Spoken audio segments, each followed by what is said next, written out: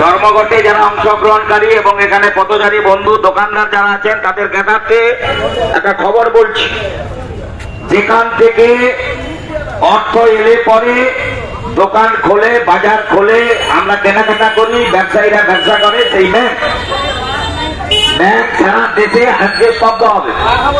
ইতিমধ্যে আমরা পূর্বে যা ঘোষণা করেছিলাম তদ অনুযায়ী আমাদের ক্রিকেটিংয়ের যে কমরেডরা বিভিন্ন ব্যাংকের ব্রাঞ্চে গিয়েছিলেন, খবর আসতে শুরু করেছে। এসবিআই ব্যাংকে আমি নিজে গেছিলাম, তার ম্যানেজার সাহেব আমাদের ক্রিকেটিংয়ে স্লোগান তার ছবি নেওয়ার পর তিনি নিজেই ঘোষণা করেছেন ব্যাংক আজকের জন্য আমরা সারাদিনের জন্য বন্ধ রাখলাম। ইতিমধ্যে কমরেড মনিরুল ইসলাম এরা কানাড়া ব্যাংক আমাদের কল্যাণী ব্রাঞ্চ ওখানে গিয়েছিলেন, তার ম্যানেজার ওদের ছবি নিয়ে ব্যাংক বন্ধ করে দিয়েছে। পাঞ্জাব ন্যাশনাল ব্যাংক এখানে আছে, ওখানে কমরেডরা আছেন একাদশী জানারা, কিছুক্ষণ পরে খবর চলে আসবে, ওটাও বন্ধ হবে।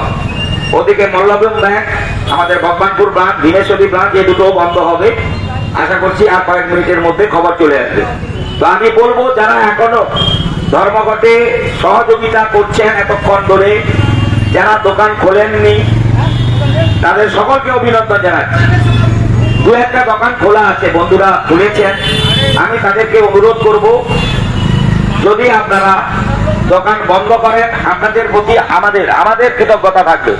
আপনারা সিদ্ধান্ত নিন। ওই যে সামনে একটা চা দোকান আছে, একটা পান দোকান আছে, আর সব দোকান বন্ধ, এরা হচ্ছে বেমানান দেখাচ্ছে।